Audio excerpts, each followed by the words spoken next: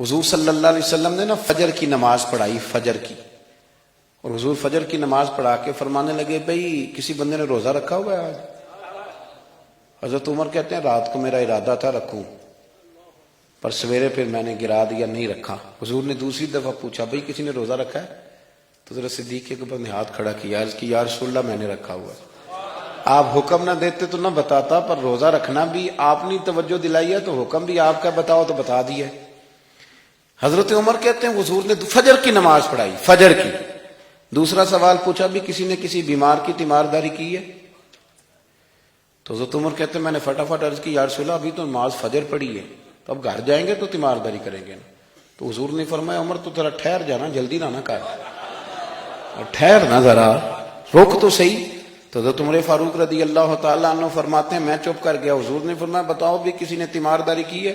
تو صدیق اکبر نے ہاتھ کھڑا کیا، عرض کی یا رسول اللہ عبد الرحمن بن عوف رضی اللہ تعالیٰ عنہ 2-3 دن سے نماز پڑھنے نہیں آ رہے تھے، رات میں نے پتہ کرایا تو پتہ چلا بیمار ہیں، اور حضور مجھے یہ بھی پتہ ہے وہ میرا یار ہے، مجھے پتہ ہے رات کو جلدی سوتا ہے پر تہجد میں ضرور اٹھتا ہے، تو حضور میں بھی ذرا فجر کا وقت جلدی اٹھا ہوں تو فجر میں آنے سے پہلے عبد الرحمن ابن عوف کی تیمارداری کر کے آیا ہوں۔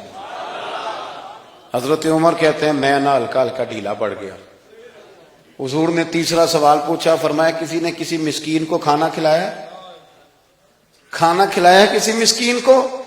حضرت سیدنا عمر فاروق کہتے ہیں میں نے پھر عرض کی، میں نے کہا یا رسول اللہ ابھی تو فجر پڑی ہے، گھر جائیں گے کوئی چیز لیں گے تو کھانا کھلائیں گے۔ تو حضور پھر مسکرائے، فرمایا عمر تو ذرا ٹھہر نہیں جاتا، ذرا ٹھہر نہ، ذرا نظارہ تو کرنا، گویا یہ شان صدیق اکبر کا جلسہ ہو رہا، ذرا ٹھہرنا۔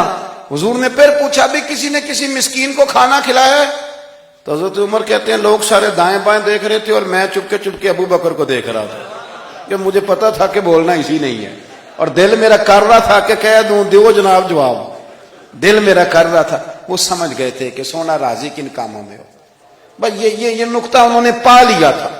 حضور نے فرمایا بتاؤ کسی مسکین کو روٹی کھلائی ہے؟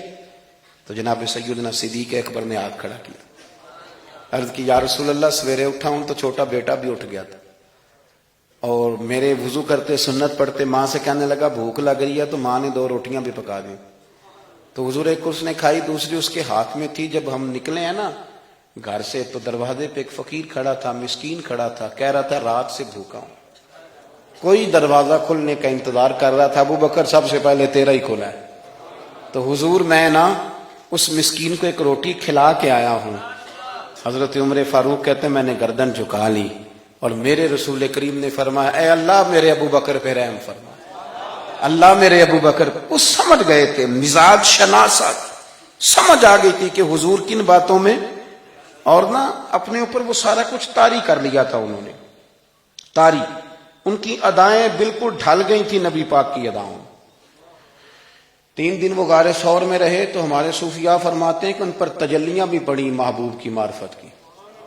جب مدینے آئے نا نبی کریم کو لے کے، تو کچھ لوگوں نے حضور کی زیارت کی تھی، کچھ نے نہیں کی تھی، تو کچھ آتے تو نبی پاک کی دستبوسی کر کے بیٹھ جاتے، حضرت ابو بکر سے ہاتھ نہ ملاتے، اور کچھ صرف حضرت ابو بکر سے ہاتھ ملاتے اور حضور سے ہاتھ ہی نہ ملاتے۔ میری بات پہ توجہ ہے آپ حضرات کی؟ تو کچھ لوگوں کو نا شبہ ہونے لگا، وہ معاذ اللہ سمجھنے لگے کہ شاید یہی اللہ کے رسول ہیں۔ حضرت صدیق اکبر یہ کیوں شبہ ہوا؟ تو ہمارے محدثین فرماتے ہیں کہ ابو بکر صدیق بولتے بھی اس طرح تھے جو میرے نبی پاک کا طریقہ، بیٹھتے بھی اس طرح تھے جو رسول پاک کا طریقہ۔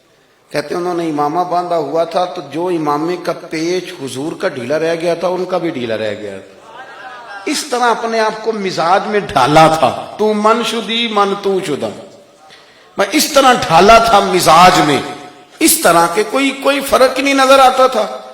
وہ کہتے ہیں جب حضرت ابو بکر صدیق نے دیکھا نا کہ لوگوں کو تو شک ہو رہا ہے، کوئی میرے ساتھ ہاتھ ملا کے بیٹھ جاتے، تو حضرت صدیق اکبر نے کہا کوئی ایسا کام کرنا چاہیے کہ پتہ چلے آقا کون ہے غلام کون ہے۔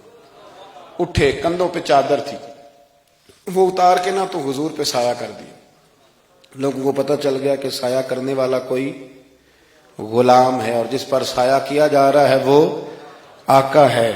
کیا خوبصورت نقطہ لکھا ہے مفسرین نے شارحین فرماتے ہیں تھوڑی دیر کے لیے، تھوڑی دیر کے لیے، تھوڑی دیر کے لیے حضرت ابوبکر صدیق نے حضور کے سر انور پر اپنی چادر کا سایہ کیا تھا۔